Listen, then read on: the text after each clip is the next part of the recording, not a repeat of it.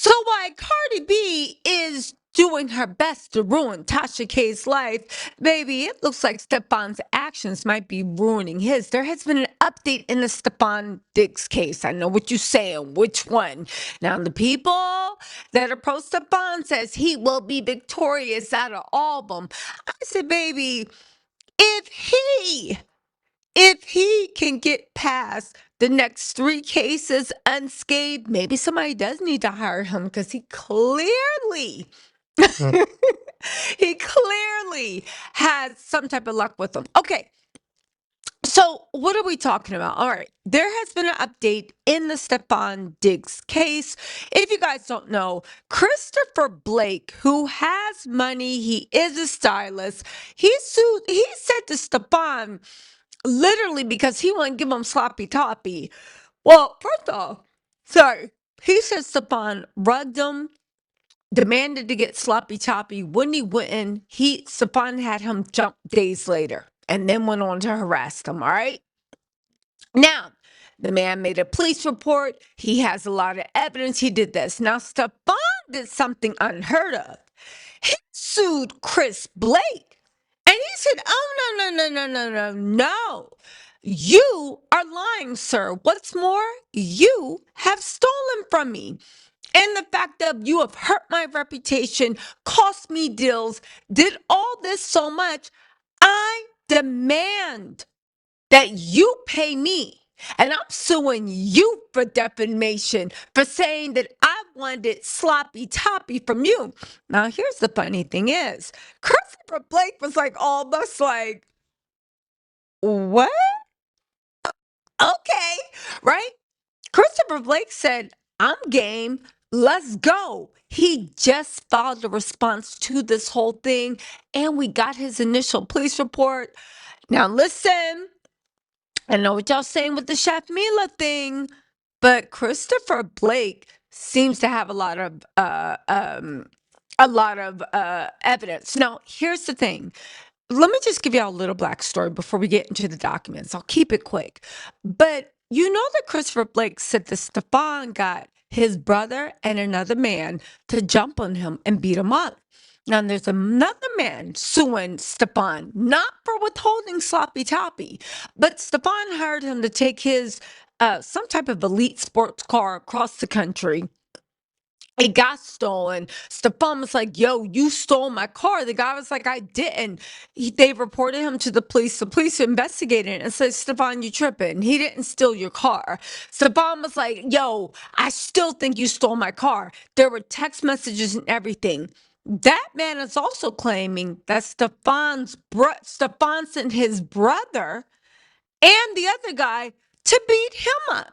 Two separate men on two different things. One for a sports car he didn't even steal, according to police, and another one for refusing to get sloppy toppy. Now, what's the third case Stefan got? Stefan got a case that his girl he was dating at that time came over to his house with one of her friends. They were being loud, this and that. Stefan got mad, punched her. Oh, sorry. I'm waking up to bring out tea. Punched her in the back of the head, gave her a concussion. I believe the girl went to the hospital. She made a police report and she got a witness. Now, we haven't seen if Stefan is going to actually settle with that, but let's see. Anyway, let's get into what Christopher Blake's reply actually said. Christopher Blake Griffith. Okay, let's go. And you know he probably comes from money because anytime you see people with three last names, for some reason, I never met somebody in my life that has three last names like that. Christopher Blake Griffith that wasn't getting money. Anyway, this is directly from Document Tings, and then we're going to get into the police report because the police report is wild. They said Christopher Griffin has filed a reply accusing Stefon Diggs and his business affiliates of dragging out discovery and producing virtually nothing of substance in their Maryland civil case. In May 4th, 2026, reply brief, Christopher says that after months of delay, Stefon Smack Entertainment He named his entertainment case Smack Entertainment.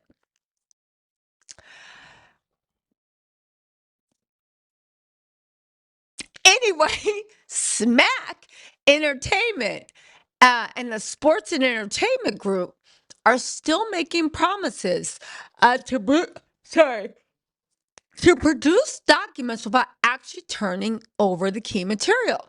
According to the filing, Blake says Stefan has followed the same pattern repeatedly, asked for more time, promised supplemental interrogatory answers, and document production.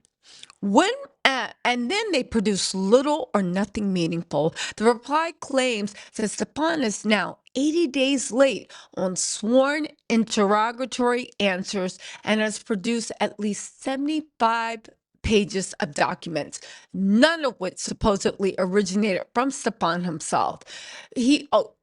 Christopher also says that SMAC and TSEG, that's the entertainment company, have made no substantial production at all under their subpoenas. But it's more. Hold on, y'all. Now, uh, the reply attacks Stefan's interrogatory responses as facially deficient. Christopher says that Stefan's answers are packed with boilerplate objections, vague references to documents not yet produced, or bare promises of supplemental later. As examples, the filing says Stefan did not meaningfully identify all the devices used for relevant communications, did not properly identify his own social media posts about Blake, and gave only thin ice or conclusionary responses about alleged reputational and emotional distress damages. Now, one striking allegation in reply is that Stefan withheld witnesses' identities until his opposition brief. Blake says that two witnesses who were allegedly present at Stefan's Rockville residence on the relevant night. One, Lindsay Dawn. That's that girl that Chef Mila said was Stefan's, I guess, assistant and also sleeping with them. And that's the one that Stefan wouldn't put on the stand. Also, Kahimi Van Zago. I think Kahimi, I think Kahimi is a worker. I don't know who that is, but they also talk about Sunny. I think that's the other girl that testified that Mila only left hot dogs out for dinner. They were not identified in prior interrogatory responses and only surfaced later in motion practice. The reply argues that witness identification does not require protective order and should have been disclosed much older. So basically, Stefan's team's stalling. Now, again, I know what you're saying. Oh, okay, and no, this is different. Stefan's the one suing this man. If you are suing someone, you 100%, when it gets to discovery, need to give them the evidence that you're basing this on. Again, you just can't say, oh no, I'm suing you for defamation, because defamation is knowingly and willingly making false statements about someone for the purposes of other people hearing and believing that false statement. But even if you have all that, you also have to prove damages. How did it damage you? Not just hurt your feelings, but how did it damage you? Did it mess with your reputation? Did it mess with your mental? Did it mess with your any brand deals? Because he's saying that it cost him a lot. So he's like, well, let me see your financials, because what did I mess up? What did I mess up more than what you could have messed up? He also is taking the biggest defense you can take against defamation, the truth. He's saying everything I'm saying is the truth, and I will prove it's the truth. You cannot sue me for defamation when it was the truth. Now, I will say this: Stefan seems like he got that whole harem on lock, so I wouldn't put too much faith in the witnesses actually saying your way. Interestingly enough, when Mila exposed texts against her and Shy, some people said he wasn't talking about the Mila case.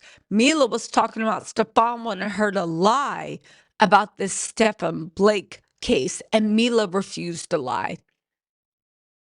Anyway, he also says that Diggs' explanation about the absence of a finalized protective order is what stalled production. The reply says many categories of information, like witnesses' names, social media account details, security system facts, and narrative description of events, could have been produced regardless. It further notes that Blake himself produced sensitive documents without waiting for a formal protective order, arguing that Stefan is using confidentiality as a delay tactic rather than a real obstacle. On the scope flight, he also says he's entitled to look at a longer financial history to test Stefan's claimed reputational and endorsement damages, and also argues he should be allowed discovery into prior alleged misconduct because it could bear on truth defenses, damages, and Stefan's pre-existing reputation before the statements were made. Now, listen, when I read that, I had to go down memory lane.